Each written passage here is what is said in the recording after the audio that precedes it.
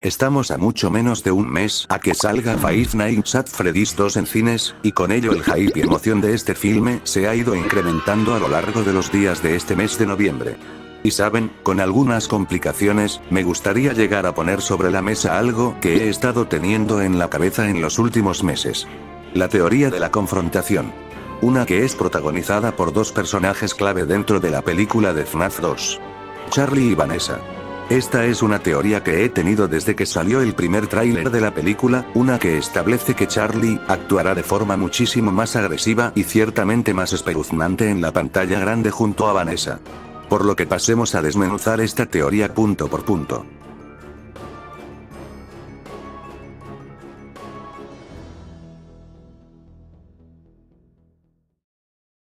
Antes de empezar a explicar cada cosa, quiero que tengamos bien metido en nuestras cabecitas que a pesar de que el universo cinematográfico tenga similitudes con los videojuegos hechos por Scott Cawthon, las adaptaciones producidas por Blumhouse están basadas en los juegos y otros medios narrativos que hay dentro de la franquicia, por lo que me tomaré algunas libertades para desarrollar esta teoría para que luego no vengan a decirme: ay, que es en los libros no pasa así, en los juegos no pasa así, no te sabes el lore mi bro, mejor te recomiendo leer los libros, porque en los libros se explica que... Silencio mijo, esto no más es una teoría. Ahora sí comencemos.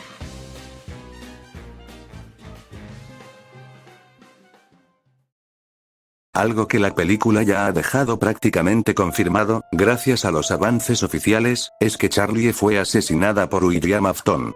Esto se menciona de forma indirecta en algunos clips promocionales y se confirma de manera textual por Henry en el segundo tráiler. Y aunque este hecho pueda parecer obvio para cualquiera familiarizado con la franquicia, en realidad representa un punto clave dentro del mundo cinematográfico.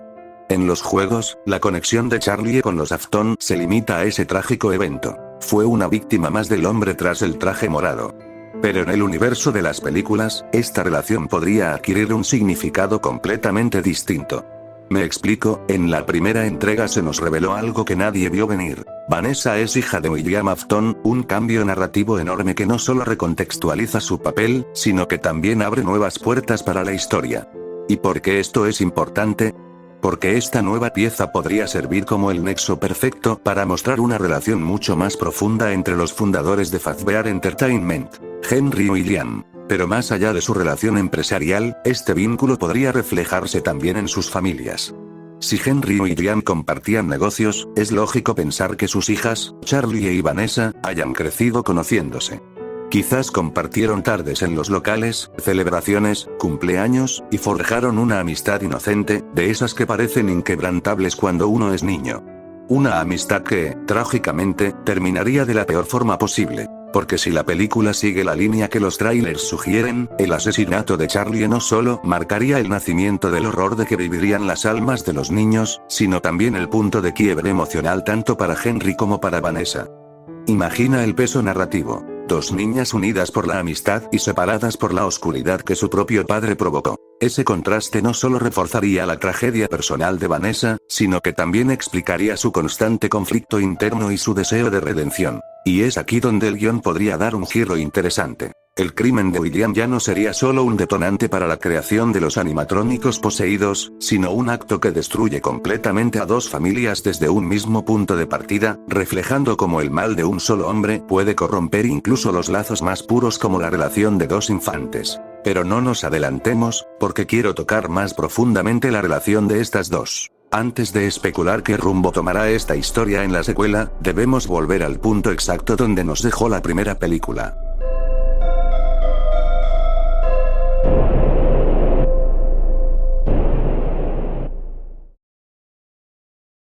En la primera película se nos muestra que las almas de los niños finalmente descubren la verdad. Habían estado siendo manipuladas por la influencia de Afton.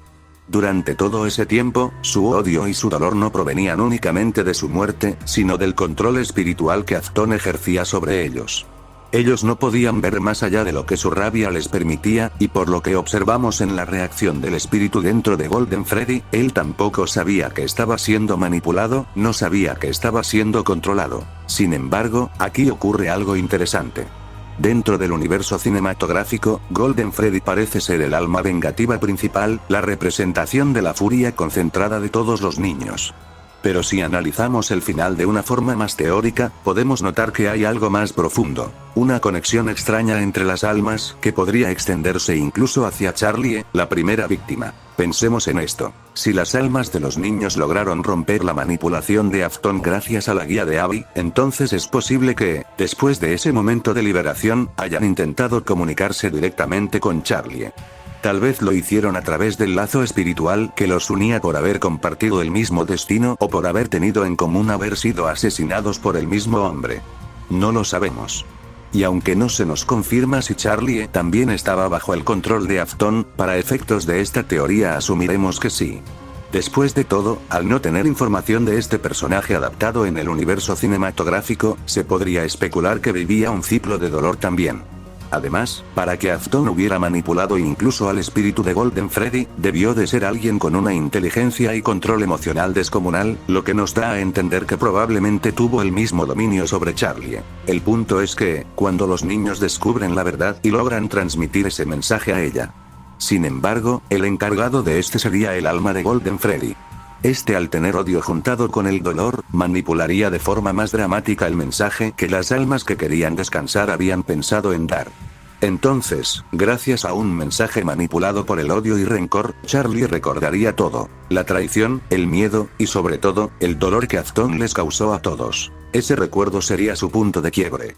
Impulsada por una mezcla entre justicia y el instinto de protección hacia los demás niños, Charlie no sentiría satisfacción torturando a un cuerpo encerrado dentro de un traje como lo hubiese sentido el alma de Golden. Ella sabría que la verdadera venganza no se consigue con sufrimiento físico, sino con una herida más profunda. Algo quizás más mental. En ese instante, al pensar en Afton, recordaría a alguien más. Su hija, Vanessa. No porque Vanessa tuviera culpa directa, sino porque en la mente de Charlie, ella representaría un lazo emocional totalmente complejo de entender. Desde el amor, la admiración, hasta la manipulación y la traición. Para Charlie, dejar a Vanessa como si nada fuese una injusticia que no dejaría pasar tan fácilmente. Desde su perspectiva, Vanessa sabía quién era su padre. Sabía lo que había hecho, y aún así guardó silencio, y en ese silencio, Charlie encontraría un nuevo objetivo, no como una villana, sino como un espíritu cegado por la idea de justicia, convencida de que castigar a la hija, era castigar al legado del padre. Esta interpretación da un matiz emocional mucho más complejo, la cual realmente espero que se desarrolle en la película. Charlie no actuaría desde el odio puro, sino desde una idea de justicia demasiado distorsionada, nacida del trauma. Ella no busca destruir por placer, sino equilibrar lo que percibe como una balanza injusta. Porque, en su mente infantil y dolida, el silencio de Vanessa sería igual de cruel que los crímenes de su padre. Así que aquí es donde podemos ver un motivo más profundo de este personaje y del desarrollo que podría ofrecer en este segundo filme. E igual, nos daría un mensaje muy profundo e importante. Este tipo de venganza no vendría desde el odio puro, sino desde algo más triste, una idea distorsionada de justicia. Charlie no sería una villana, sería una víctima del mismo ciclo de dolor que Afton empezó, y en el fondo, eso es lo más trágico de todo. Porque al final, lo que Charlie quiere no es venganza, quiere paz. Solo que no sabe cómo conseguirla.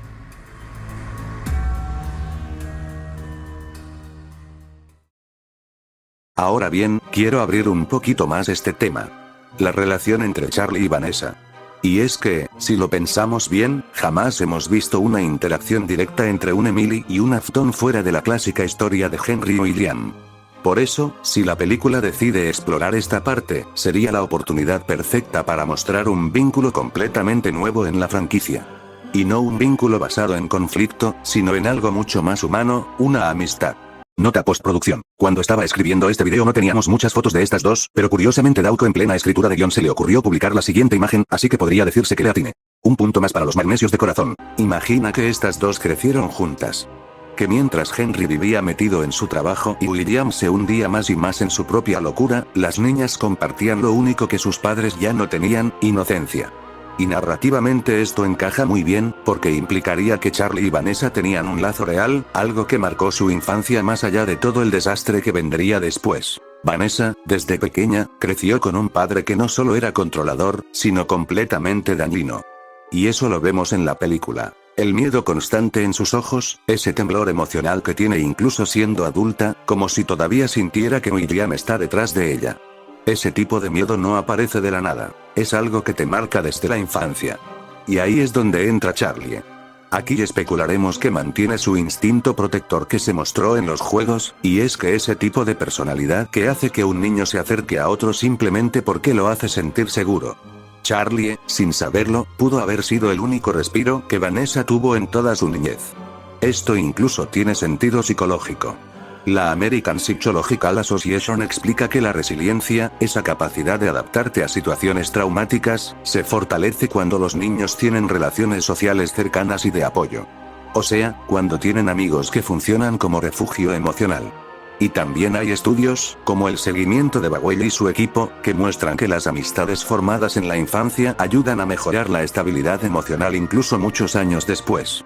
Así que sí, dentro del contexto de la historia, Charlie pudo haber sido esa persona que le dio a Vanessa la pequeña estabilidad que su familia nunca le proporcionó. Pero Charlie también recibía algo a cambio. Henry siempre ha sido un padre amoroso, pero también un hombre obsesionado con su trabajo, alguien que emocionalmente estaba desconectado. Y aunque él quisiera lo mejor para su hija, la distancia emocional se siente, sobre todo para un niño. Vanessa llenaba ese hueco. Le daba compañía, juego, risas, la sensación de tener a alguien de su edad con quien compartir su mundo.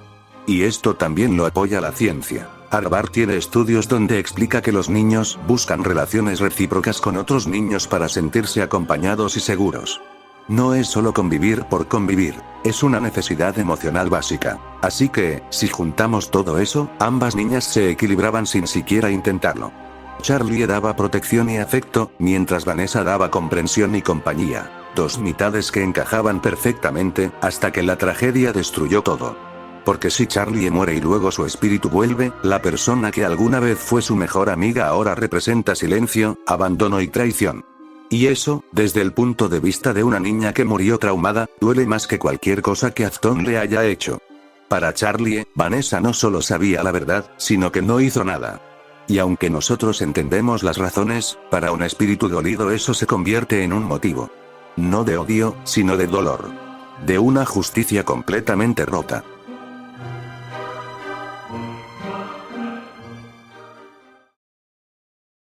Por lo visto en el tráiler, Sammy, el hermano de Charlie, vendrá a tener una aparición en esta película. Y aunque en redes ya se armó un montón de teorías, debates y hasta comparaciones con los libros, siendo sinceros, no creo que vaya a tener una relevancia demasiado grande dentro de la trama. Me explico. En los libros, Sammy nunca tiene una apariencia tangible fuera del recuerdo de Charlie, cosa que directamente hizo que quienes no estuvieran tan familiarizados con este recurso narrativo se preguntasen quién diablos era el niño que Charlie cargaba en manos durante el tráiler. Por eso creo que, en la película, su función será muy parecida a la de Garrett en la primera cinta. ¿Se acuerdan? Antes del estreno se especulaba muchísimo que Garrett sería la marioneta del universo de las películas. Incluso había teorías muy convincentes. Para que al final, su paradero es prácticamente desconocido, y su rol terminó siendo más un detonante emocional para Mike, no el personaje central que muchos esperaban. Con Sammy puede pasar exactamente lo mismo. Que su aparición sirva más como un punto de quiebre emocional para Charlie. Otra pieza de su pasado que la conecte directamente con el dolor causado por los Afton. Básicamente, una motivación más para que su espíritu tenga razones para actuar en contra de la familia que destruyó todo lo que ella amaba. Ahora, aquí entra lo curioso. El tráiler deja algunas pistas que no encajan del todo con el canon de la trilogía de novelas de Charlie. Por ejemplo, cuando Mike está mirando las notas, se observa una nota sobre una fiesta de cumpleaños en singular. No se menciona que sean gemelos, lo cual es extraño si realmente están adaptando la idea original. Entonces, o decidieron cambiar eso para simplificar la historia, o ese niño que Charlie carga en el tráiler ni siquiera es Sammy como tal, sino un recurso visual que la película está usando para darle más carga emocional a su personaje. Claro, lo dudo mucho, porque sería raro que metieran a un niño al azar solo para eso. Así que lo más probable es que sí sea Sammy, pero que no tenga un papel crucial. Solo el suficiente para reforzar el peso del pasado de Charlie, y así, darle aún más fuerza a todo lo que esta teoría plantea. Pero bueno, dejando eso claro, sigamos adelante.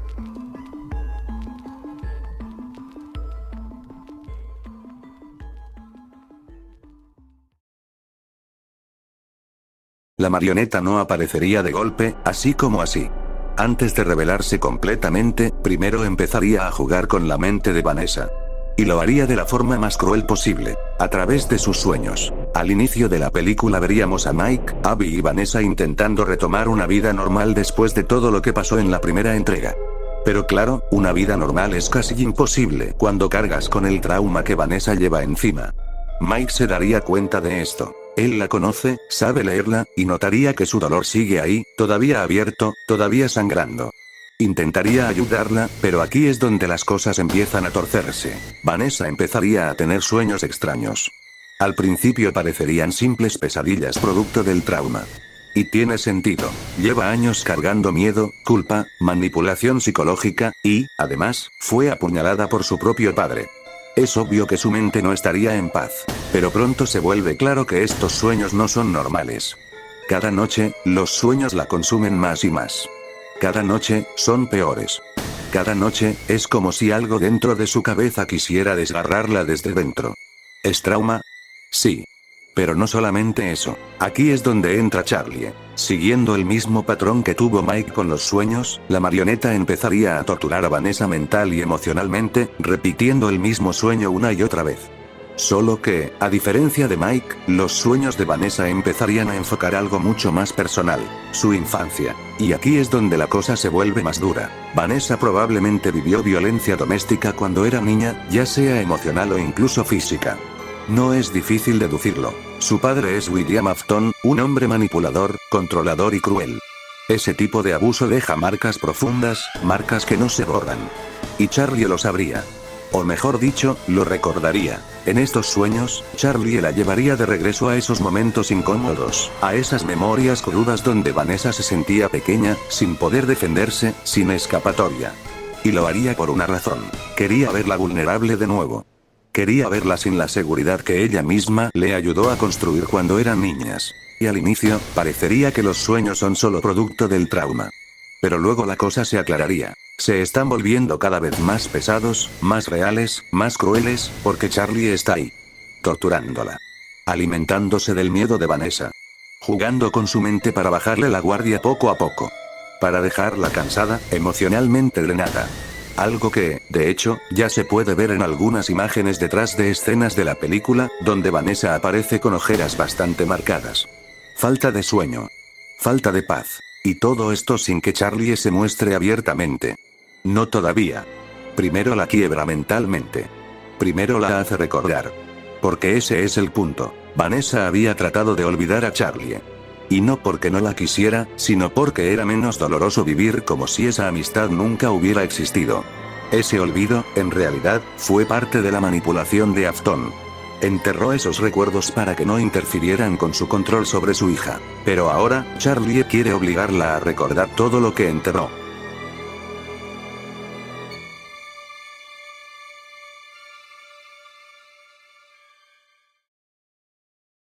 Ahora que he tocado lo que más me importaba, entonces, esto implicaría que la marioneta sería quien esté detrás de absolutamente todo lo que sucederá en este filme, es decir, quien controlará a los animatrónicos Toy, causando la masacre con la única excusa de llamar la atención de Vanessa, de capturarla para poder atacarla cara a cara. Y si bien, hay más cosas que podría explorar, aquí decidiré únicamente hablar de los Withered. Ellos en este filme serán aliados. Aquí es donde entrarían en escena dos grupos importantes, los Withered y los Toys. Y lo interesante es cómo se da este encuentro. Por parte de los Withered, la reacción inicial sería atacar. Es lo lógico. Ellos han estado en modo defensivo, traumados y sin saber distinguir bien entre amenaza y aliado. Pero justo en medio del ataque, los niños dentro de ellos se darían cuenta de que no se trata de enemigos. Reconocerían a Mike y Vanessa. Esto también le daría un tanto más de lógica a la película, ya que, si bien la máscara es un muy buen fanservice, hasta ahora no tiene sentido.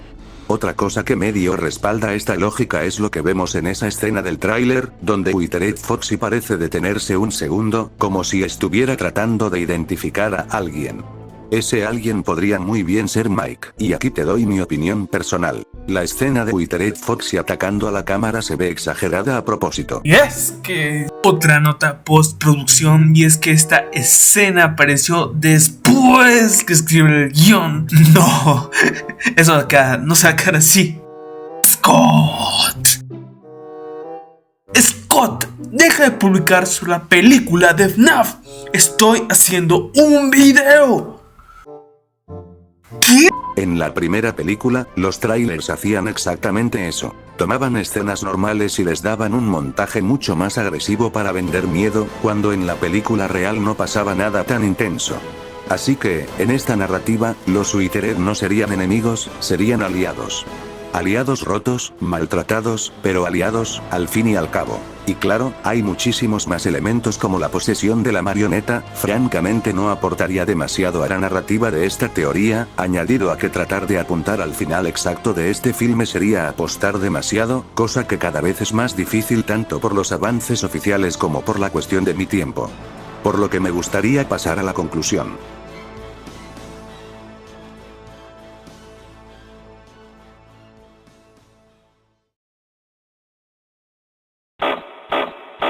La teoría de la confrontación es una la cual me ha divertido demasiado escribir y hacer, ya que, si la película decide inclinarse hacia el lado del terror psicológico, no solamente finalmente lograría ser una buena película neo-slasher, sino que también le haría muchísimo más honor a esa etiqueta de terror. Por lo que, únicamente queda esperar unos días para que nos toque ir al cine y ver por nosotros mismos.